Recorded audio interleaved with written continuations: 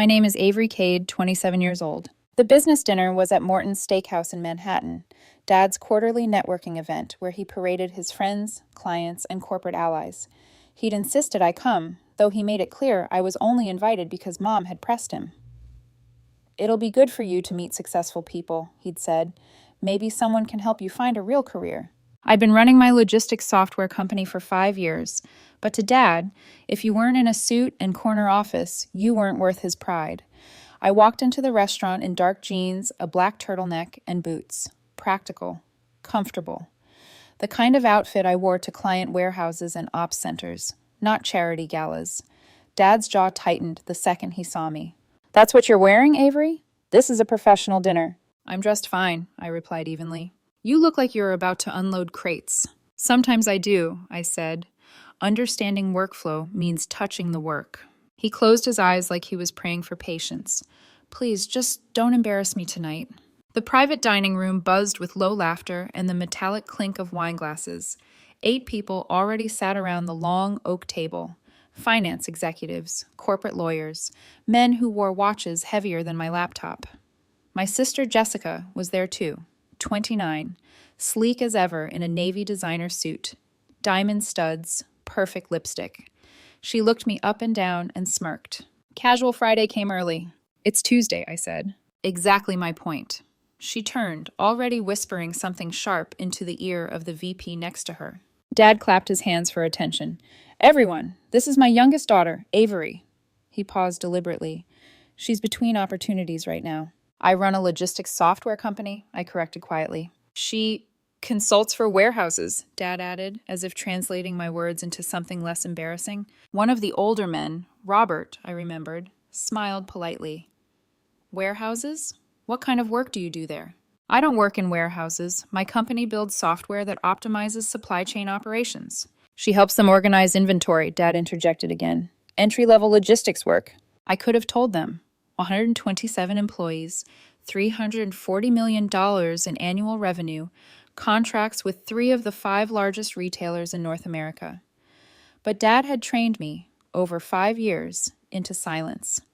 He'd never believed me when I dropped out of Columbia Business School. To him, everything after was proof of failure. Jessica leaned toward the woman beside her. "She's been stuck in this warehouse thing forever. Mom and Dad are mortified." "I can hear you," I said calmly. "Good. Maybe you'll finally get the hint." The waiters brought appetizers, but the conversation around me was all stocks, overseas vacations, IPO rumors. I kept checking my phone under the table. My CTO was leading a massive system deployment across 47 distribution centers that night. "Averie," Dad snapped. "Phone's away. It's rude." "I'm working." "You're at a dinner." "I'm monitoring a deployment. If it fails, it could cost our client millions." Robert raised an eyebrow. 47 centers? That's significant. "It's the 4th largest retailer in the country." Jessica let out a laugh. Active imagination. She says things like that all the time, but really, she drives a Honda and works out of an apartment. I set down my fork. I work out of a 12,000 square foot office in Long Island City, and I drive a Honda because it's reliable. The lawyer across from me leaned in. "What's the name of your company?" "Flow State Systems." His phone appeared instantly. He scrolled, then froze. "Flow State, the logistics optimization platform?" His voice sharpened. "Your firm represented one of their competitors. They were acquired because they couldn't compete with your tech." He looked at Dad. "Your daughter founded Flow State?" The table stilled. Dad forced a weak chuckle. "She's been working on some software project, yes." The lawyer ignored him, reading aloud. "Flow State did $340 million last year. They're the leader in warehouse automation software. Averie, you're the founder?" "Founder and CEO." Jessica's glass stopped midair. You can't." "I started it 5 years ago," I said. "We proved ROI with small centers, then scaled. We now work with 18 of the 50 largest retailers in North America." Robert was scrolling now. "Supply Chain Quarterly calls you revolutionary, and..." He looked up. "It says the CEO is Averie Kade." "Yes." Dad's lips moved soundlessly. "But you work in warehouses." "I visit warehouses to understand operations firsthand." Another executive leaned forward. "What's your company valued at?" I hesitated. "We're in the middle of our Series C negotiations, NDA, so I can't disclose, but yes, there's a valuation." Jessica's voice was almost a whisper. You raised how much? Series A was $12 million, Series B, $45 million. The lawyer's jaw dropped. Sequoia Capital? They invested after due diligence. Jessica's face drained of color. Dad looked like I'd grown another head. Why didn't you tell us? I tried, for 5 years. You didn't want to hear it. Silence pooled across the table, broken only by the low hum of the muted TV mounted in the corner. A business channel was playing, closed captions scrolling. Then, abruptly, the volume came on. And now we go to our exclusive interview with one of tech's most exciting young CEOs. I glanced up, blood draining from my face. On screen, in perfect lighting, was me, the Bloomberg interview we'd filmed 2 weeks earlier. Meet Averie Kade, co-founder and CEO of Flow State Systems. The camera cut to our operations hub in Long Island City, walls of monitors glowing with real-time warehouse data. Flow State recently closed a record-setting funding round valuing the company at over $1.3 billion. Jessica's voice cracked. Billion? My recorded self smiled calmly from the screen. At 27, it's not about personal wealth. It's about solving inefficiencies that cost billions annually across supply chains. The executives stared at me like they were seeing me for the first time. Forks hung in midair. Robert muttered, "Unicorn status at 27? The lawyer leaned back. On paper, that makes your net worth $880 million. No one breathed. Dad's eyes were fixed on the screen, jaw trembling. Jessica's smirk had dissolved into something rawer, envy tangled with disbelief. The interview concluded. Silence smothered the room. Then Robert broke it, voice almost reverent. Averie, that was you. Yes, he swallowed, one of the most successful founders in the sector. Across the table, Dad's hand shook slightly against his glass. For years, he'd called me a failure. Now, with half his network staring at me with awe, his entire narrative collapsed in real time. Jessica found her voice, brittle as glass. You let us think you were just working warehouses. I do work in warehouses, I said evenly, but I also run a billion-dollar company. Nobody laughed this time. The waiter arrived with entrees, but no one touched their plates. The air itself had shifted. The room that mocked me minutes ago now orbited around me. And still, Dad's stare burned through the silence, somewhere between shame, regret, and something darker, something that felt like the beginning of a new war. The dinner ended like an engine running out of fuel. Choked silence, forced smiles, the smell of steaks growing cold while nobody had an appetite. Dad shook hands with his friends as though nothing had happened, but I saw how they lingered on me, waiting for another word. Jessica didn't meet my eyes at all. As we filed out into the marble corridor, I pulled my phone. Notifications flooded the screen. Emails, texts, Slack alerts. The Bloomberg segment was already ricocheting through the industry. Our website traffic had spiked 400% in an hour. Clients, competitors, investors, all lighting up at once. In the car home, I stared at the Manhattan skyline flashing past the tinted windows. Vindication should have felt sweet, but it tasted bitter. My family hadn't believed me for half a decade. They didn't suddenly see me now. They just couldn't deny me anymore. A message from my CTO popped up. Deployment complete. 47 centers online. 0 downtime. I exhaled. That one line meant more than any valuation, more than the table's stunned silence. The work held. Another message followed. Team at the bar. First round waiting. I typed back, on my way. The bar was loud and warm, filled with neon light bouncing off steel taps. My team raised their glasses when I walked in. To Averie, someone shouted. The warehouse worker who built a unicorn. Laughter erupted. I let them tease. Our inside joke had always been that unglamorous things mattered most. I bought the first round, then another. The exhaustion of months of preparation melted into a quiet triumph. Engineers with dark circles under their eyes leaned against each other, laughing like children. Data scientists argued about predictive models between shots of whiskey. My CTO found me near the jukebox. Congratulations, he said, voice low, almost protective. The system's bulletproof. Tonight proves it. Tonight proves the team's bulletproof, I replied. I just hold the vision. We stepped outside onto the rooftop patio. The city sprawled below, river glinting black, 1,000 tiny windows blinking like code. You realize what happens now, he said. I knew. Success attracts predators. Venture capitalists already wanted adult supervision, a seasoned COO to watch the kid founder. I could hear the undertone in Dad's voice earlier, pride laced with control. They'll say I need someone older, safer, someone who knows the politics, I said. They'll be wrong. I gave a humorless laugh. Since when has that mattered? We stood in silence for a moment, breath clouding in the cold. That was when I noticed someone at street level across the avenue, a figure in a dark coat holding a phone angled toward us, a camera flash, too quick to be accidental. Then they melted into the crowd. Pap, my CTO asked. Too early for paparazzi, I murmured, but a prickle ran down my spine. Past midnight, I left the bar. My phone buzzed again, this time with something colder. Subject, urgent. Inquiry re-NDAs and former contractor. I didn't open it, not tonight. Instead, I scrolled to the text from Mom. Your father told me about dinner, about the interview, about everything. I'm so sorry. I should have listened. Can we talk this week? I typed back, Thursday after Dad's office visit. You can both come. Her reply was immediate. Thank you. We love you. We're proud of you. We should have been proud all along. I read it 3 times, but the words felt fragile, as though they might vanish if I believed them too much. The next morning, my office felt different. Sunlight poured through the glass walls, catching on the servers humming like a heartbeat. Employees streamed in with coffee cups, nodding at me, not like a billionaire, but like their captain. Our marketing director approached, waving a laptop. We've had 53 client inquiries since last night, 2 Fortune 500s. A European distributor wants a pilot. Vet them carefully, I said. We don't take just anyone. She grinned. Of course. I ducked into my office. A bouquet of white lilies waited on my desk, no card attached. The perfume was almost too sweet, cloying. I frowned, moved them aside, and opened my laptop. Unread messages filled the inbox.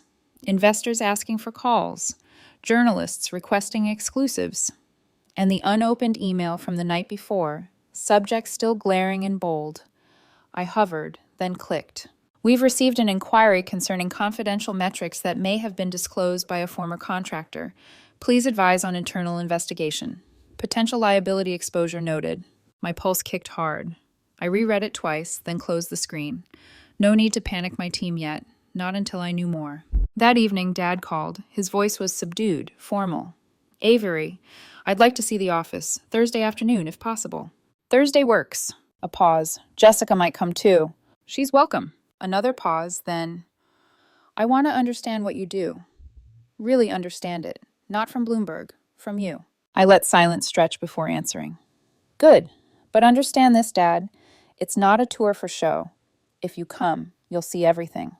The real work, not the polished version you want to brag about. His breath caught. Understood.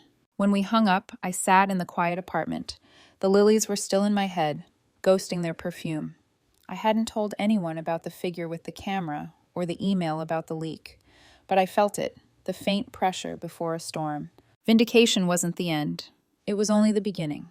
Thursday arrived with a sky the color of wet slate. By the time Dad and Jessica walked through the glass doors of Flow State Systems, the lobby was alive with the churn of engineers, ops staff, and analysts carrying tablets. The receptionist handed them badges, her smile professional but knowing. Everyone in the building already understood who my family was. This way, I said, leading them toward the secure elevators. Dad adjusted his tie as though he were the one interviewing for a job. Jessica's heels clicked sharp against the polished concrete floor, her expression carved into something halfway between awe and defensiveness. The elevator opened onto the operations hub. Heat maps glowed across a wall of monitors, showing distribution centers pulsing in real time.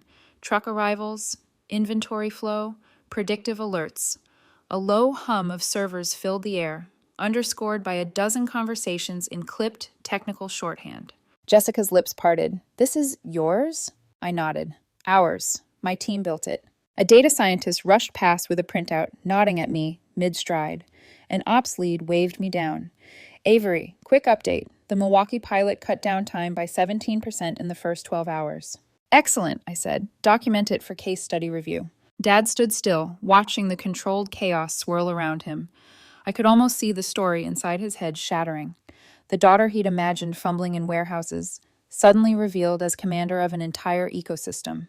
Come with me, I said. We walked through rows of desks where software engineers coded with headphones on, walls cluttered with scribbled equations and Gantt charts. Jessica slowed, running her hand across a whiteboard still stained from an all-nighter sprint. She read aloud the messy scrawl. Incident drill, estimated loss averted, 2.7 M. One of my operations managers looked up. That was last quarter, East Coast facility. Without the patch, they would have lost millions in frozen inventory. Dad's throat worked. You prevented that? My team did, I said. I led. I guided them into a glass-walled conference room where a live feed streamed from a client warehouse, forklifts weaving between aisles, barcode scans ticking across the screen, our algorithms recalculating in real time. Jessica stared. It's like an air traffic control tower for everything people buy. That's one way to put it. For a moment, silence settled. Not hostile this time, but heavy with realization. Dad finally turned to me, his voice rough. I misjudged completely. I studied his face, looking for sincerity, but also for the undercurrent I'd learned to expect. Pride mixed with the desire to control the narrative. His jaw trembled, his eyes glistening, but his hands stayed clenched behind his back like a CEO at a board meeting. Before I could answer, my phone buzzed. A message from compliance.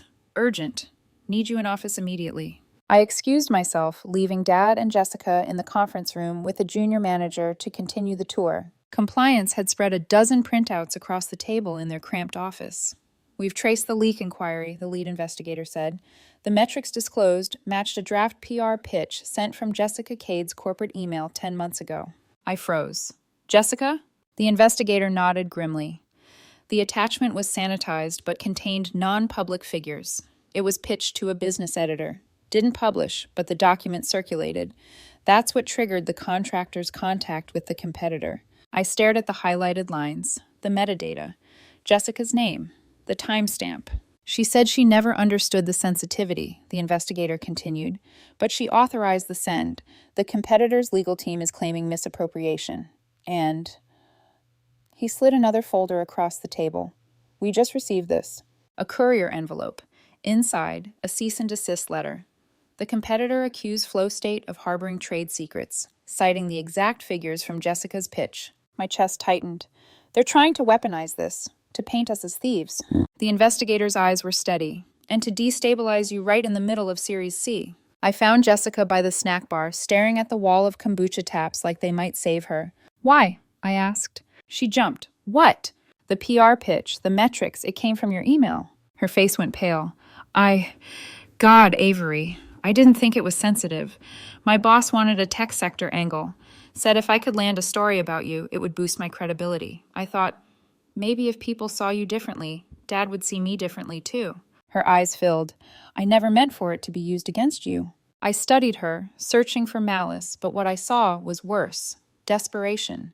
A sister clawing for validation in the shadow of a family that measured worth in spotlight and applause. You've put everything at risk, I said quietly. Do you understand that? She nodded frantically. I'll fix it. I'll take the blame. I'll resign if I have to. Before I could reply, Dad appeared. He looked between us, sensing the tension. What's going on? Jessica shook her head. Nothing. I held up the cease and desist letter. Something. He scanned it quickly, color draining from his face. We can manage this. Quietly. I know people. Lawyers. Board members. We'll make calls. I stepped back, voice like steel. No. We don't fix this with back-channel favors. We fix it with truth, with accountability. His mouth opened, then shut. For the first time, he had no argument ready. Jessica whispered, Averie, I'm sorry. I believed her, but that didn't change the damage. That night, alone in my office, I stared at the wall of monitors. Distribution centers pulsed across the map like beating hearts. My phone vibrated with messages from investors, anxious about reputational risk. Robert had left a voicemail, too. His tone almost sympathetic, but laced with curiosity. He wanted a conversation. On my desk sat the bouquet of lilies, still fragrant, still unsettling. I picked them up, carried them to the trash, and dropped them in. When I turned back, a new email notification glowed on my screen. Anonymous tip. Your contractor is still talking. My pulse quickened. The storm wasn't over. It was only sharpening. By Monday morning, the air inside Flow State felt like a storm cloud pressing down on the glass roof. Compliance updates circulated in whispers. board members scheduled emergency calls, and my inbox filled with thinly veiled warnings. Reputational risk. Stabilized narrative. Leadership transition may be required. At 9 sharp, the board convened in the glass conference room. 8 faces framed in the glow of laptops, some remote, some in the room, all taut with the smell of blood. Averie, one of the investors began, his tone crisp, surgical. We've had extraordinary visibility since the Bloomberg piece, but with visibility comes scrutiny. The cease and desist is concerning. Optics matter. I understand optics, I said, but the facts matter more. The figures in that PR pitch were not stolen. They were disclosed recklessly, yes, but by a family member under pressure, not by this company. A woman on the screen raised an eyebrow. Family entanglements are company entanglements. This introduces risk. Our position is that Flow State may benefit from an experienced COO, someone to provide adult supervision. The phrase hit like a blade. Adult supervision, the polite euphemism for stripping me of control, turning me into a mascot. I'm the one who built this, I said flatly. I don't need a babysitter. Robert, attending in person, leaned forward, fingers steepled. It's not about babysitting, it's about credibility in markets that are suddenly watching. You're young, Averie. Investors like safe hands. I studied him. His voice was measured, but behind his eyes I saw calculation. His own company had been hemorrhaging revenue from fulfillment delays. If Flow State stumbled, if my valuation cratered, he'd be first in line to scoop pieces at a discount. The debate dragged on, legal jargon mixing with strategic threats. Finally, I cut through. If you want a figurehead, you'll need to find someone else. I will not preside over my own demotion. If I stay, I lead. Period. Silence crackled. Some eyes flickered with respect, others with annoyance. The meeting adjourned without resolution, but the message was clear. They'd circle back with knives sharper. That evening, Jessica texted, "Need to see you. Private." I almost ignored it. Instead, I agreed to meet her at a quiet cafe on 45th. She arrived in a trench coat, makeup minimal, eyes shadowed. She looked less like my rival and more like a woman unraveling. I told my boss what happened, she said, voice low. I admitted I sent the pitch. He didn't care why. He said I jeopardized the brand. They're pushing me out. I studied her. So you want me to fix it? No, she swallowed. I came to say I'll take the fall. Publicly, if needed. I'll sign whatever you need, release a statement, admit I was reckless. It'll cost me my career, but it might save yours. Her hands shook as she reached for her coffee. I wanted Dad to see me, to see I wasn't useless. And instead She trailed off. I sat back. For years, Jessica had been the golden child, the proof of success. But here she was, stripped bare, a mirror of my own, hunger for validation, warped in a different direction. You don't get to erase it with one confession, I said. But maybe you get to start again. She blinked at me. You'd let me? I won't shield you, but if you're willing to face the consequences, that's a step forward. She nodded, tears smudging her eyeliner. Later that night, Dad showed up at my apartment uninvited. The knock was heavy, familiar. I opened the door to find him holding a bottle of scotch, the same brand he poured when closing deals. Averie, he said, forcing a smile. We need to talk strategy. I let him in. He set the bottle on my counter as though marking territory. I've been speaking with Charles at Columbia, with Robert, with a few others, he began. There are paths here. Damage control. We get you a mentor, a senior partner, someone who can reassure the board. You stay CEO in name. They relax. Everyone wins. I stared at him. You've been arranging my demotion. Not demotion, he insisted. Stability. It's optics. You keep the title. They get the assurance. I should have been more involved earlier, but I can fix this now. Anger surged hot in my chest. You don't get to walk back 5 years of dismissal and suddenly appoint yourself my handler. You don't get to rewrite the narrative because it embarrasses you. His face tightened. I'm trying to protect you. No, you're trying to protect yourself from the shame of admitting you misjudged me. You'd rather install a stranger to control me than trust your own daughter. His jaw worked. For once, he had no ready counter. Get out, I said quietly. He stared at me, something like sorrow breaking through, but pride won. He left without touching the scotch. The next morning, compliance dropped another bomb. We've confirmed the contractor's connection, the investigator said. He joined your competitor 6 months ago, and according to Slack logs, he was feeding them tidbits through a burner account for nearly a year. The PR pitch wasn't the source, it was the spark. They orchestrated the rest. I skimmed the transcripts, bile rising. The messages were smug, taunting. Warehouse girl thinks she's clever. She'll never see it coming. It hit like ice. They had seeded the rumors, painted me as a fraud, and now aimed to crush me at my peak. At the end of the report was a line that stopped me cold. Anonymous source indicates competitor intends further action. Watch for escalation. My phone buzzed again. Robert's number. I let it ring out. Because suddenly I realized the storm wasn't just about optics, or Jessica's mistake, or Dad's pride. It was about war. And the first strike had already landed. The board reconvened 3 days later, tension thick enough to slice. Headlines about Flow State's legal troubles had begun to leak. Warehouse unicorn faces trade secret probe. Investors whispered about valuations slipping. My team worked double shifts, their pride hardening into fear. I stood at the head of the table, flanked by my compliance lead and CTO. Before anyone could launch their critiques, I slid a thick binder across the glass. Forensic report, I said. Data lineage, access logs, metadata, proof that the leaked metrics didn't originate here. They originated from a former contractor, now employed by our competitor. He exported the figures, sanitized them, then used Jessica's PR draft as a cover. This is entrapment, not theft. The room rustled as pages flipped. One investor adjusted his glasses, eyebrows rising. We have Slack exports too, I continued. Burner accounts seeded the warehouse girl narrative months ago. They intended to destabilize us long before Bloomberg aired. Robert frowned. Even if true, perception is shaped by facts we choose to present, I cut in.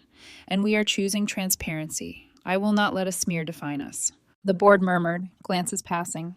Some skeptical, others grudgingly impressed. One finally asked, "What's your proposal?" "Keep me as CEO. Narrowly scope an operations veteran beneath me. No veto power. Support only. We pursue a counterclaim against the competitor for inducing breach of confidentiality, and we establish a board-level ethics inquiry into predatory practices in our sector. This isn't just about us, it's about setting precedent." The room went still. Then the woman who'd pushed hardest for a COO spoke. "That might actually restore confidence." Robert leaned back, eyes narrow. He was calculating again, but this time the arithmetic wasn't in his favor. After the meeting, Jessica waited outside my office. Her makeup was smudged, her hands clenched around a resignation letter. "I told them," she said. "I admitted I'd greenlit the pitch. They fired me this morning." Her voice trembled, but there was no defiance left, only exhaustion. "I don't expect forgiveness. I just didn't want you to hear it from someone else." I studied her, remembering the sharp smirks, the whispered insults at family dinners. And yet now she looked like a mirror image of myself in another life, hungry, unseen, desperate for validation. "You can't undo it," I said softly, "but you can start again, with honesty." She blinked. "How?" I slid a folder toward her. "We're launching a supplier empathy initiative, training programs, transparency metrics, safety improvements. Real work, not press releases. You'd start at the bottom. No nepotism, earn trust. KPIs will measure everything. If you succeed, it's yours. If not..." Her eyes widened. "You'd let me try?" "You wanted Dad to see you. Let him see you doing something that matters." Tears slipped down her cheeks. She nodded. That evening, Dad came to the office, not with scotch, not with excuses, but with an awkward humility that almost startled me. He asked for a tour again, but this time not of the monitors or the glass walls. He wanted to see the warehouse simulation bay where interns trained, the quiet rooms where employees decompressed, the bulletin board where workers pinned photos of families. "I told Charles I was proud of you," he said quietly, "but that's not enough. Pride without presence is useless." I folded my arms, wary. "So what now? Another speech?" "No," he said, shaking his head. "Work. I want to fund internships for warehouse workers who want to transition into tech. Pay them, mentor them. Not just write a check. Show up. Do the unglamorous part." For the first time, his eyes held no arrogance, just weariness, and maybe sincerity. "It won't erase 5 years," I said. "I know, but maybe it can start the next 5 differently." I let the silence breathe before answering. Then start. 2 weeks later, the cease and desist was formally withdrawn. Our counterclaim gained traction. Investors steadied. Flow State closed Series C at a valuation even higher than projected. The office hummed with energy again.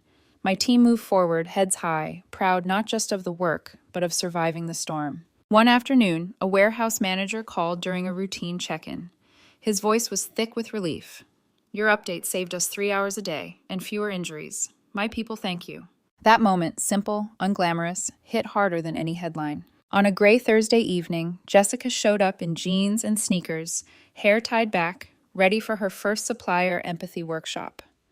She didn't smirk. She didn't posture. She listened. She took notes. For the first time in years, I believed she might change. Later that night, as I sat alone in my office, my laptop pinged.